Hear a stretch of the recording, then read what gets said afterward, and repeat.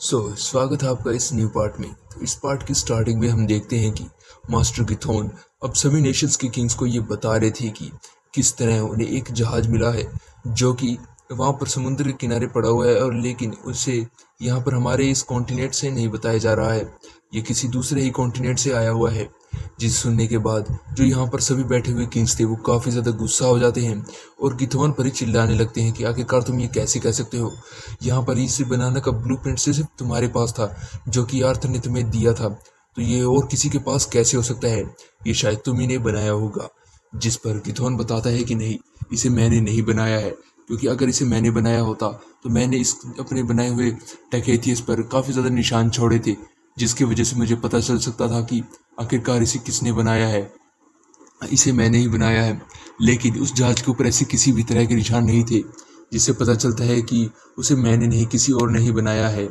तो इसलिए मैं कह सकता हूँ कि ये पक्का एलाक्रियंस की आर्मी का एक हिस्सा हो सकता है, क्योंकि मैं पूरे विश्वास के साथ कह सकता हूँ कि ये डैकेथियस नहीं है, ये कोई और ही दूसरा जहाज है। इतनी सब कुछ बातें सुनने के बाद वहाँ पर एक क्वीन तो काफ़ी ज़्यादा मायूस हो जाती है, और दूसरी तरफ जो किंग था वो इतना ज़्यादा गुस्सा हो जाता है कि वो जो गिथोन था उसके ऊपर काफ़ी ज़्यादा गुस्सा करने लगता है। वो उस पर ज़ोरों से चिल्लाने लगता है। जो ग्रैंडफादर थे वो उसे शांत कराने की कोशिश कर रहे थे, लेकिन जो किंग था वो कहता है कि आखिरकार मैं शांत कैसे हो सकता हूँ, यहाँ पर इतनी ज़्यादा बड़ी प्रॉब्लम्स हैं तो आखिरकार हम शांत कैसे बैठ सकते हैं। लेकिन दूसरी तरफ खुद ग्रैंडफादर भी काफ़ी ज़्यादा मायूस थे, उन्हें काफ़ी ज़्यादा टेंशन हो रही थी।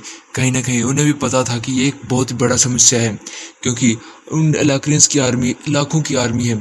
अगर उनके पास ये तरीका है कि वो किस तरह समुद्र को पार कर सकते हैं, तो इसका मतलब तो ये हमारे लिए बहुत ही ज़्यादा बकवास होने वाला है, क्योंकि इसका मतलब तो ये वो कभी भी हम पर हमला कर सकते हैं और हमें पता भी नहीं चलेगा, और हम इसके बारे में कुछ कर भी नहीं पाएंगे, और इसका मतलब है कि हम ज़रूर उनसे ज़रूर हारेंगे। जिसके बाद वहां पर बैठा हुआ असुरा मेयर एयर से पूछता है कि आखिरकार तुम्हारा इस बारे में क्या कहना है। तो इस लड़की का नाम वेयर है। तो वेयर बताती है कि मेरे हिसाब से वहां पर कुछ ना कुछ तो गड़बड़ है, क्योंकि वहां पर सभी के निशानों को मिटा दिया गया है, जैसे कि किसी ने इस चीज़ को जानबूझ के किया हो, और ये करना कोई आसान काम नहीं है। जिस पर बाकी किंग्स मायूस होते हुए कहते हैं कि कहीं ये किसी की चाल तो नहीं, ये उनकी एक चाल भी हो सकती है जिसकी वजह से हमारे को नुकसान भी हो सकता है।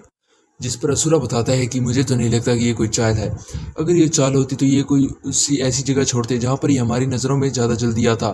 अगर ये चाल होती तो ये शायद वेस्ट साइड में भी छोड़ सकते थे, लेकिन इन लोगों ने वहाँ पर छोड़ा।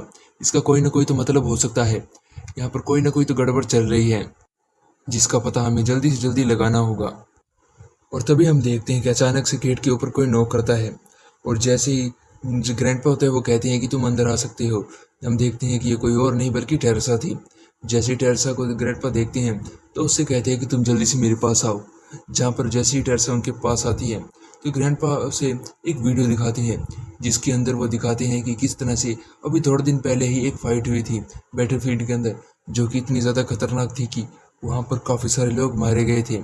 जिसे देखने के बाद तो कोई टेरेसा भी काफ़ी ज़्यादा डर चुकी थी। जहाँ पर ग्रैंडपा उसे आगे बताते हुए कहते हैं कि बैटलफील्ड कोई ऐसी जगह नहीं जहाँ पर हर कोई जा सकता है, यहाँ पर हज़ारों लाखों लोग मारे जाते हैं हर रोज़, और कोई भी पता नहीं कि कौन जिंदा वापस आएगा और कौन नहीं। और वो आगे बताते हैं कि इससे हमें काफ़ी ज़्यादा नुकसान भी पहुंचा है, और जिसे देखने के बाद जो टेरेसा थी भी काफ़ी ज़्यादा मायूस हो जाती है। उसे भी कहीं ना कहीं पता था कि बैटलफील्ड कोई आसान काम नहीं है जहाँ पर तुम आराम से जाकर लड़ सकते हो। और यहीं से हमारा सीन चेंज होता है और हमें कुछ देर बाद का सीन दिखाया जाता है, जहाँ पर ग्रैंडपा और टेरेसा के बीच में एक फ्रेंडली फाइट हो रही थी, जहाँ पर हमें बताया जाता है कि इनके बीच एक डील हुई है।